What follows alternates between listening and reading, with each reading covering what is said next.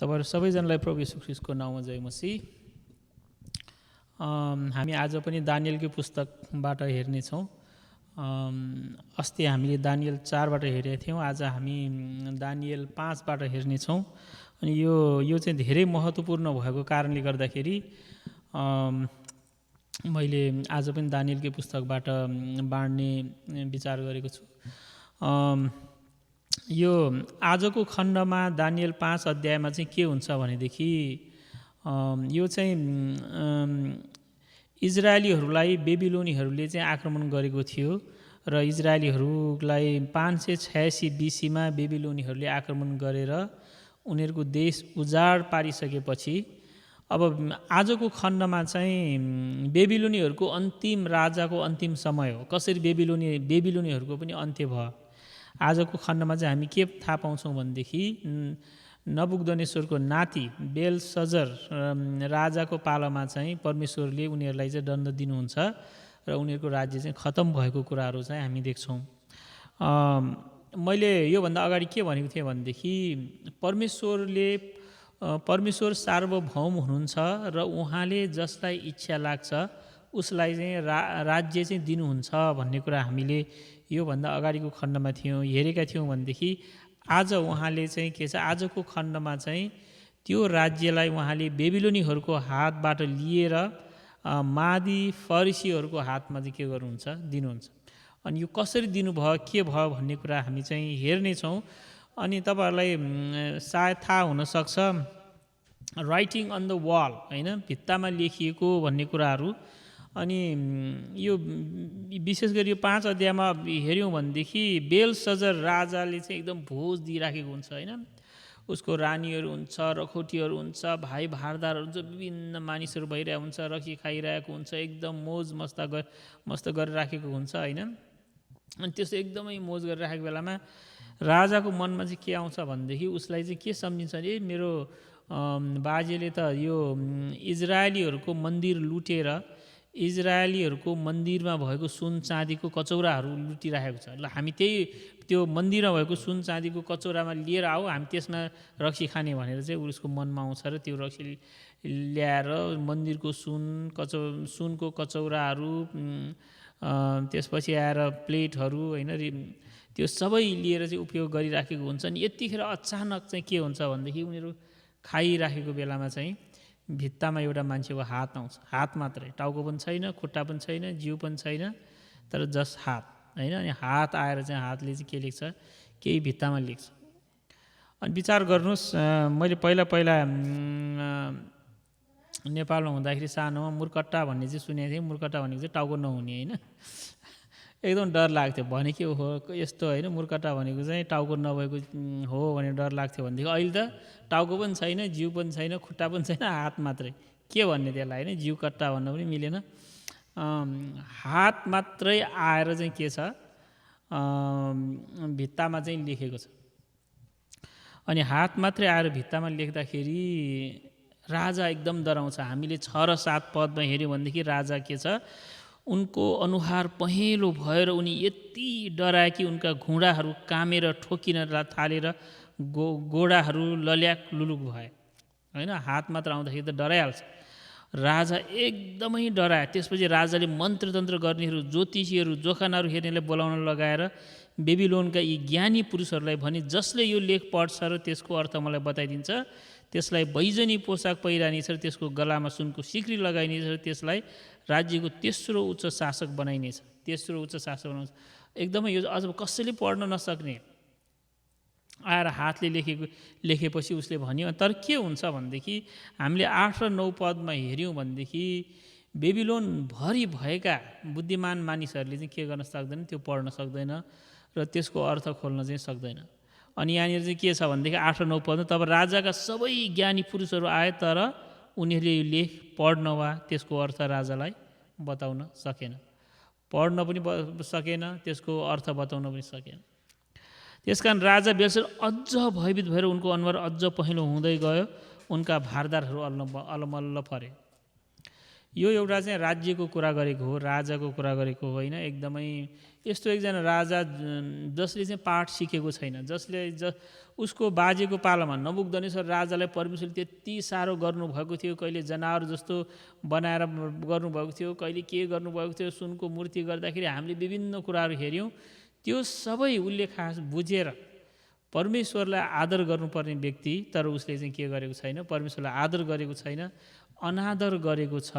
र जब हामीले परमेश्वरको अनादर गर्छौँ र परमेश्वरले हामीहरूको जीवनमा लगानी गरेको छ भनेदेखि, यहाँ एउटा एकदमै तपाईँ र मैले याद गर्नुपर्ने कुरा चाहिँ के छ भनेदेखि, यदि परमेश्वरले तपाईँ र मलाई विशेष उहाँको छोरा उहाँको छोरी भएको कारणले गर्दाखेरि उहाँले तपाईँ र मलाई विशेष आशिष दिनुभएको छ, उहाँले तपाईँ र मलाई विशेष प्रकारले उहाँको तपाईँ र मेरो जीवनमा इन्भेस्टमेन्ट भनौँ एक प्रकारले लगानी छ भने, परमेश्वरको कारणले गर्दाखेरि मैले यस्तो मौका पाएँ, परमेश्वरको अनुग्रहको कारणले गर्दाखेरि मैले यस्तो सुविधाहरू पाएँ, मैले यस्तो आशिषहरू पाएँ भन्ने तपाईँको जीवनमा लाग्छ भनेदेखि हामीले थाहा पाउनुपर्ने कुरा चाहिँ के छ भने, परमेश्वरले हामीबाट केही अपेक्षा गर्नुहुन्छ। परमेश्वरले हामीलाई वरदान दिनुभएको छ भने त्यो वरदानले चाहिँ हामी ओहो म यो यस्तो राम्रो यस्तो भनेर फुर्ती देखाएर हिँड्नलाई मान्छेको सामुन्ने प्रख्यात हुनको लागि होइन, उहाँले दिनुहुने वरदान चाहिँ उहाँको मण्डली बलियो गर्नको लागि हो।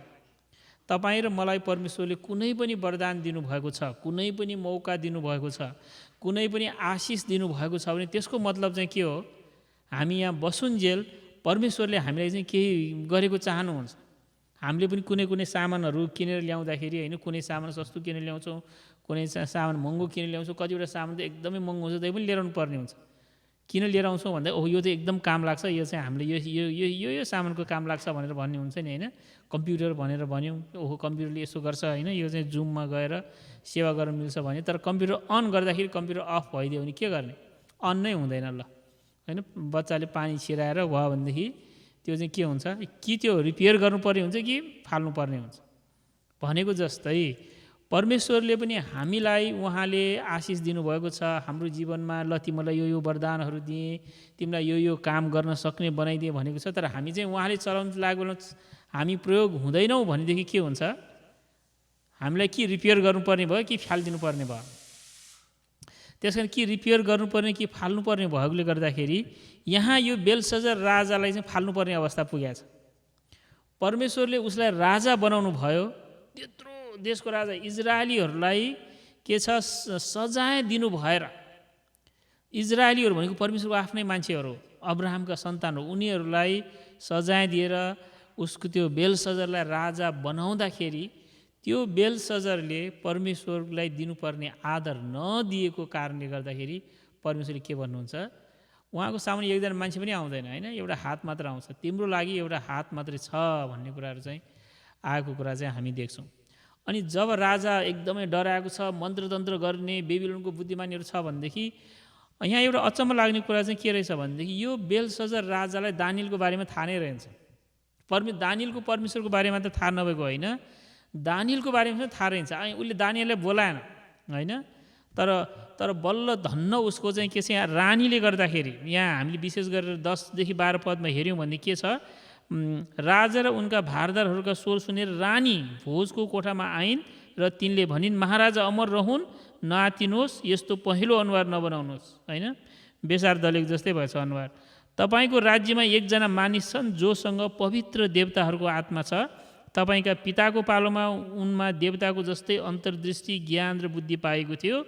तपाईँका पिता राजा नबुकदनेश्वरले उनलाई जादुगर, मन्त्रतन्त्र गर्नेहरू, ज्योतिषीहरू र जोखाना हेर्नेका प्रमुख नियुक्त गर्नुभएको थियो। यी दानियल नाउँ गरेका मानिस जसलाई राजाले बेलशजर भन्नुहुन्थ्यो, तीव्र मन र ज्ञान र समझ भएका भेट्टाएर साथै उनले सपनाका अर्थ अर्कोहरू फुकाउन र कठिन समस्याहरू हल गर्न पनि सक्थे। दानियललाई बोलाउनुहोस् र उनले तपाईँलाई यस लेखको अर्थ बताउनेछन्। रानीलाई थाहा रहेछ, रानीलाई पनि के थाहा रहेछ, दानियललाई बोलायो भनेदेखि चाहिँ हुन्छ भन्ने।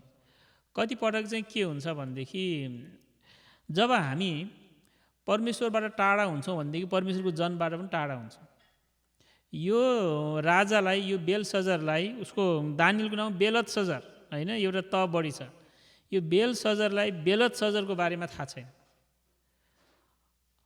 कतिपटक चाहिँ यो त्यसको मतलब के छ भने उसले चाहिँ उसको बुवाको पालोमा उसको बाजेको पालोमा विभिन्न कुराहरू भएको कुरा केही पनि मतलब रहन्छ उसलाई चाहिँ, उसले सब बिर्सिसकेछ। धेरै पटक हामी कतिजना जवानहरू चाहिँ के हुन्छौँ भनेदेखि हामीभन्दा अगाडिका मान्छेहरूले गरेको चाहिँ बिर्सिराखेका हुन्छौँ होइन। हामीलाई चाहिँ के हुँदैन, ठिक छ यो हाम्रो पहिलाको मान्छेहरू केही पनि मतलब पनि छैन, थाहा पनि छैन भन्ने अवस्थामा हुन्छौँ। तर यहाँनिर चाहिँ के छ भनेदेखि त्यो रानीलाई चाहिँ थाहा रहेछ, त्यो राजालाई चाहिँ थाहा छैन। त्यो रानीले भनिसकेपछि बल्ल अनि त्यसपछि दानियलले बोलाउन लगाउँछ। अनि योबाट हामीले थाहा पाउनुपर्ने कुरा चाहिँ के छ भनेदेखि हाम्रो जीवनमा रमाइलो खुसी हुँदाखेरि त ठिकै छ, तर कहिलेकाहीँ अप्ठ्यारो अवस्था पनि आउन सक्छ। अनि अप्ठ्यारो अवस्था आउने बेलाको निम्ति चाहिँ हामीलाई के चाहिन्छ? परमेश्वर चाहिन्छ, परमेश्वरको जन चाहिन्छ। तर हामीले परमेश्वरलाई मतलब गरेका छैनौँ, मण्डलीको मतलब गरेका छैनौँ भने हामीलाई समस्या पर्दाखेरि कसलाई बोलाउने पनि थाहा हुँदैन। हामीले रङ मान्छेहरूलाई बोलाइराखेका हुन्छौँ, गलत मान्छेहरूले बोलाइरहेका हुन्छौँ, उनीहरूले के पनि गर्न सक्यो। बेबिलोनको ज्ञानी मान्छेहरूले केही गर्न सकेन, त्यसकारण राजाले त्यो रानीले भनिसकेपछि चाहिँ कसलाई बोलाउन सक्यो? दानियललाई बोलाएको हामी देख्छौँ। अनि दानियललाई बोलाइसकेपछि यहाँनिर चाहिँ दानियलले त्यही भन्छ।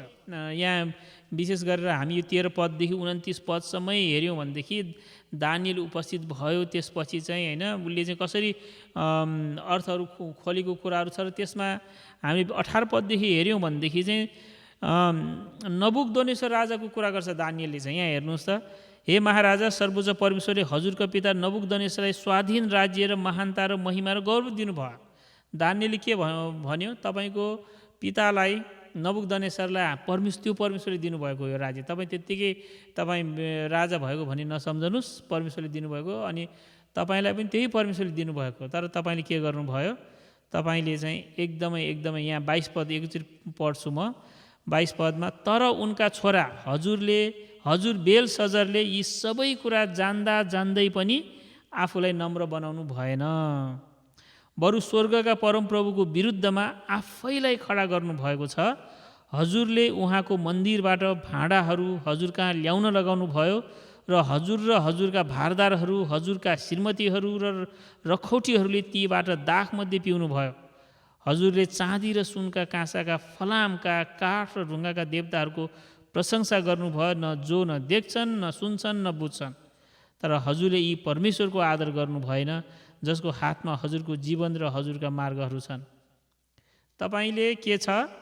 बोल्न नसक्ने, देख्न नसक्ने, बुझ्न नसक्ने परमेश्वरलाई चाहिँ आदर गर्नुभयो। तर तपाईँलाई जीवन दिनुहुने, तपाईँको मार्गहरूको बारेमा ठिक दिशा देखाउने परमेश्वरलाई चाहिँ तपाईँले के पनि गर्नु भएन होइन। अनि तपाईँले चाहिँ परमेश्वरको पवित्र थोकलाई चाहिँ एकदमै अपवित्र पार्नुभयो। त्यो कारणले गर्दाखेरि 24 पदमा, यसै कारण उहाँले यो लेखोट लेख्ने हात पठाउनु भयो, त्यस कारण तपाईँको जीवनमा चाहिँ यो लेखोट चाहिँ आयो भनेर चाहिँ भनेको छ। अब हाम्रो जीवनमा पनि विभिन्न लेखोट आउन सक्छ होइन। कतिपटक हामीलाई थाहा नहुन सक्छ परमेश्वरले के गरिदिनुहुन्छ। अघि मैले भनेको जस्तै परमेश्वरले तपाईँ र मलाई यो पृथ्वीमा एउटा निश्चित उद्देश्य छ। हामी यो संसारमा बसेर खाने पिउने र जाने मात्र होइन, तर यो संसारमा चाहिँ हाम्रो परमेश्वरले राख्नुभएको एउटा उद्देश्य छ, परमेश्वरको एउटा योजना छ। परमेश्वरको योजना अनुसार हामीले यसो हेर्दाखेरि मैले त के पनि जानेको छैन, मैले गर्न के पनि छैन होइन। तपाईँ परमेश्वरले तपाईँले दिनुभएको वरदान तपाईँ आफै विचार, काम भन्ने कुरो सानो ठुलो हुँदैन, तर परमेश्वरमा तपाईँले आफ्नो वरदानलाई परमेश्वरमा समर्पण गर्नुभयो भने तपाईँले गर्नुको सानो काम पनि के हुन्छ? परमेश्वरको निम्ति चाहिँ ठुलो हुन्छ। अनि त्यो भएकोले गर्दाखेरि यहाँनिर के भएको छ भनेदेखि त्यो राजाले चाहिँ बेलशजरले चाहिँ परमेश्वरलाई आदर नगरेको कारणले गर्दाखेरि ऊ के भयो? परमेश्वरको हात आयो। के भनेर लेख्यो? एकदम मेने टेकेल पर्सिन भनेर लेखेको छ। के हो हामीलाई थाहा छैन होइन। यहाँ चाहिँ यो लेखेको छ, तर दानियलले चाहिँ के खोजिदिन्छ? यसको अर्थ खोलिदिन्छ। यसको अर्थ यही हो।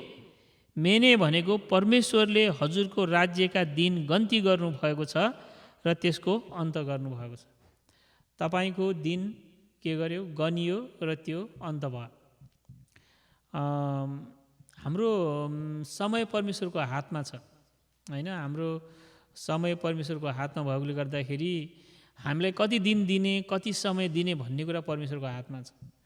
यदि अघि मैले उदाहरण दिएँ नि, हामीले एउटा सामान किनेर ल्याए तर त्यो सामान जुन कामको निम्ति हामीले किनेर ल्याएको त्यो काम त्यसले गरेन भनेदेखि हामीले त्यसलाई फालिदिन्छौँ, रिपेयर गर्छौँ, फिर्ता पठाइदिन्छौँ, के गर्छौँ राख्दैनौँ। त्यो भनेको जस्तै परमेश्वरले हामीलाई जुन उद्देश्यले यो संसारमा राख्नुभएको छ, होइन, तपाईँले याद गर्नुहोस् तपाईँ जस्तो मान्छे संसारमा एकजना पनि छैन भनेर, होइन, तपाईँ मात्रै हो यो संसारमा तपाईँ जस्तो मान्छे भएको। तपाईँको जस्तो स्वर भएको मान्छे संसारमा कोही पनि छैन, होइन, तपाईँको जस्तो अङ्गुठा छाप भएको मान्छे कोही पनि छैन, तपाईँ एक्लै हो यो संसारमा। त्यसकारण अरू जस्तो म यो छैन त्यो छैन नभन्नुहोस्, तपाईँलाई अरू जस्तो बनाउनु भएकै होइन। तपाईँलाई परमेश्वरले एउटा एकदमै युनिक, एउटा चाहिँ अद्भुत तरिकाले चाहिँ बनाउनु भएको छ र तपाईँबाट ठुलो सानो नहोला तर तपाईँले मात्रै गर्न सक्ने एउटा काम छ जुन परमेश्वरको निम्ति तपाईँले मात्रै गर्न सक्नुहुन्छ। अनि त्यो भएकोले गर्दाखेरि तर जब गर्नुपर्ने काम हामी गर्दैनौँ, जब थाहा छैन के हो कस्तो हो, होइन, तर जब हामीले परमेश्वरलाई महिमा दिँदैनौँ भनेदेखि, जब हामी चाहिँ सेल्फ अब्सेस्ड भनेको चाहिँ आफूलाई मात्र ध्यान दिने होइन भयौँ भनेदेखि चाहिँ अनि परमेश्वरले के भन्छ, तिम्रो नम्बर गनियो, अब तिम्रो काम सिद्धियो भने चाहिँ भन्छ। होइन, परमेश्वरले हजुरको राज्यको दिन गन्ती गर्नुभएको छ र त्यसको अन्त गर्नुभएको छ, उसलाई चाहिँ के छ, सिद्धियो भनेर भनिदियो। टेकेल भनेको अनि तपाईँ हजुर तराजुमा जोखिनु भएको छ र हल्का भेटाउनु भएको छ। यो सबभन्दा दुःख लाग्ने कुरा चाहिँ के छ, परमेश्वरले हामीले जोख्ने पनि रहेछ। अब यहाँ अमेरिकामा चाहिँ वेट लस गर्ने एकदमै मान्छे खोजिरहेछ, मोटायो भनेर एकदम पिर्छ, तर परमेश्वरले चाहिँ के छ, अब यो संसारको जस्तो तौल त होइन यो, होइन, परमेश्वरले पनि जोख्ने रहेछ यो मान्छे कतिको हलुङ्गा छ, कतिको गरौँ छ भनेर। अनि त्यो राजालाई बेलसजर, बेबिलोन, त्यतिखेरको संसारको सबभन्दा ठुलो देश, त्यतिखेरको सबभन्दा शक्तिशाली देशको राजालाई परमेश्वरले जब तिमी चाहिँ कति हलुङ्गो छ त भनेर, तिमी कति गरौँको छ भने यसरी जोखेर हेर्दाखेरि के भयो, एकदमै हलुङ्गो ठहरियो भने चाहिँ उसले भन्छ।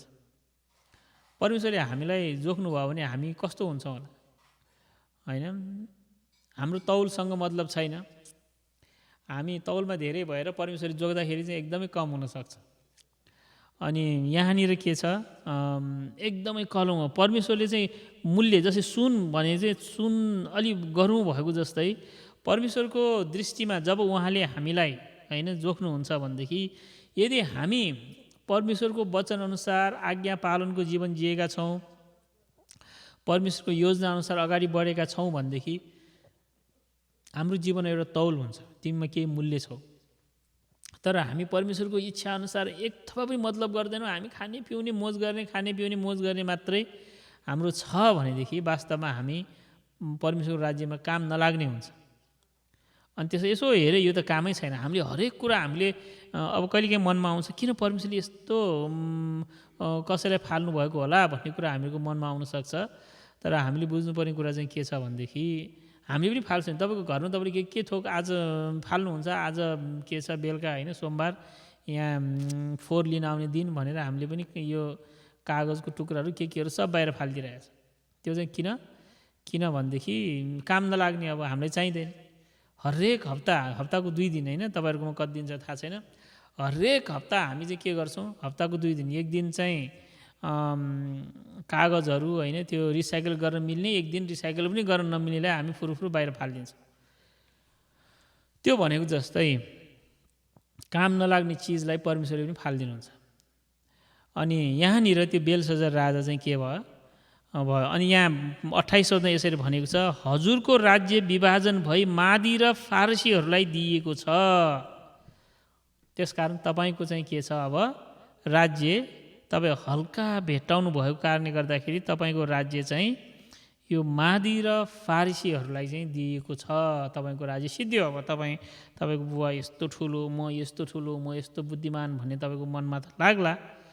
तर परमेश्वरले चाहिँ तपाईँको के छ, आज चाहिँ अन्तिम दिन हो, अब भोलि तपाईँले चाहिँ के छ, भोलि देख्नुहुन्न भनेर चाहिँ दानिएलले भनिदियो।